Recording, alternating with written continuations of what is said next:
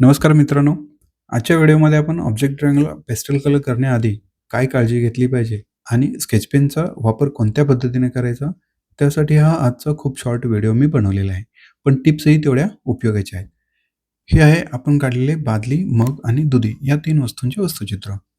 Oil pastel करण्यापूर्वी object ड्रॉइंगला अशा प्रकारे स्केच पेनने आउटलाईन करून घेतली, की फायनल ऑइल पेस्टल कव्हर एकदम उठावदार आणि आकर्षक दिसते. हे सर्व ऑब्जेक्ट ड्रॉइंग करण्याची पद्धत मी मागील व्हिडिओमध्ये सर्व टिप्स आणि टेक्निक सोपे करून सांगितले आहे. ते पाहिले नसतील तर नक्की पहा, म्हणजे तुमचे ड्रॉइंग अजून सोपे होईल. रेक्टँगल काढून त्या भागाची विभागणी करून रेक्टँगलचा सेंटर तयार करून त्या बादलीच्या आकाराचे प्रमाण निश्चित केले. त्यानंतर वरच्या भागामध्ये बादलीचा लंबगोलाकार काठ काढायला सोपे झाले आणि त्याच पद्धतीने बादलीचा खालचाही भाग करणे अजून सोपे झाले. नंतर त्याच पद्धतीने मी मगचेही ड्रॉइंग पूर्ण केले. पण दुधी ह्या 2 ऑब्जेक्टपेक्षा वेगळा आहे. दुधीचा मूळ आकार जो आहे तो लंबट आहे आणि थोडा पर्स्पेक्टिव्हमध्ये असल्यामुळे त्याला कोणत्या गाईडलाईन्स द्याव्या लागतील हे जाणून घ्यायचं असेल तर तुम्हाला माझा मागचाच व्हिडिओ चॅनलच्या पेजवरती जाऊन पाहावा लागेल. ऑइल पेस्टल कलरिंग चालू करण्याआधी पेन्सिलने केलेले ड्रॉइंग फायनल लाईनच्या आधारानेच तुम्हाला स्केच पेनने आउटलाईन करायची असते. त्यासाठी तुमचे पेन्सिल ड्रॉइंग योग्य आणि प्रमाणात असणे खूप गरजेचे असते. ही स्टेप खूप महत्त्वाची आहे, कारण याने आपली ऑब्जेक्ट ड्रॉइंगची बॉर्डर फिक्स होणार आहे. कारण लाईन डार्क केल्यामुळे कलर्स बाहेर जाणार नाहीत आणि आउटलाईनने फायनल ड्रॉइंग जे आहे ते उठावदार होणार आहे. स्केच पेनचा वापर जेवढा सहज आणि हळूवार कराल, लाईन तेवढ्याच छान दिसणार आहेत.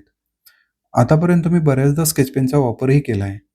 पण सर्वजण ही पद्धत सोपी आहे म्हणून खूप घाई आणि प्रोसेस फास्ट करायला घेतात आणि त्यामुळे लाईन तुटक आणि खराब होतात.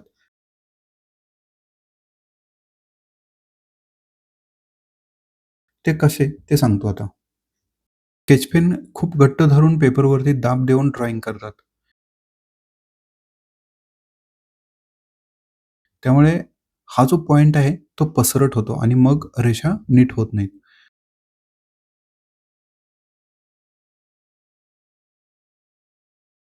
त्याला जास्ती दाब न देता तो अगदी हळुवारपणे पेन्सिल लाईनवरती फिरवला, मग ती कोणत्याही दिशेला असो, एकसारखी दिसलीच पाहिजे.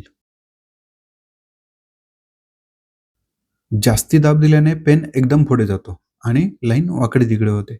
त्यामुळे शक्यतो हे टाळाच. पेन जास्त घट्ट न पकडता अगदी हलक्या हाताने पकडून सरळ उभ्या असलेल्या लाईन्सही तुम्ही अगदी सहज करू शकाल.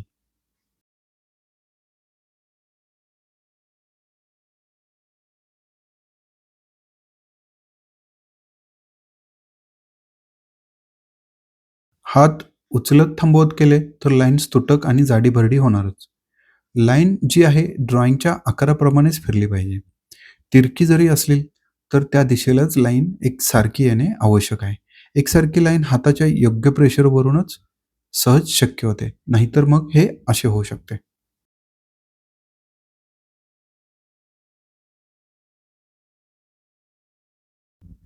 मी ह्याच पद्धतीने ऑब्जेक्ट ड्रॉइंगला एकसारखी आउटलाईन केलेली आहे. पण मी शॅडोला आउटलाईन केलंय का? नाही. तिथे आउटलाईन करणं गरजेचं नाही आणि ते केलं तर खराबही दिसेल. आता तुम्हाला ह्या लाईन्स आणि खराब लाईन्स झालेल्या ड्रॉइंगमधला फरक सांगतो. घाईघाईत केलेले आउटलाईन कशी होते आणि शांत संयमाने केलेले ड्रॉइंग कसे असते. घाईने केल्याने हे असे होणार.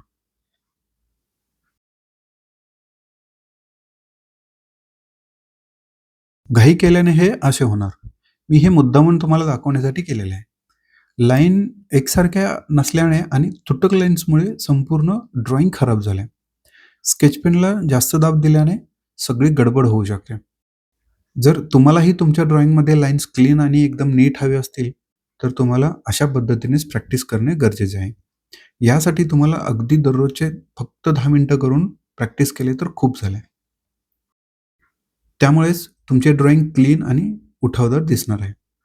आजचा व्हिडिओ तुम्हाला कसा वाटला मला नक्की सांगा. तुमचा अनुभव मला कमेंट्समध्ये सांगा. अशाच महत्त्वाच्या आणि उपयुक्त माहितीसाठी व्हिडिओला लाईक करा आणि सबस्क्राईब करायलाही विसरू नका. धन्यवाद.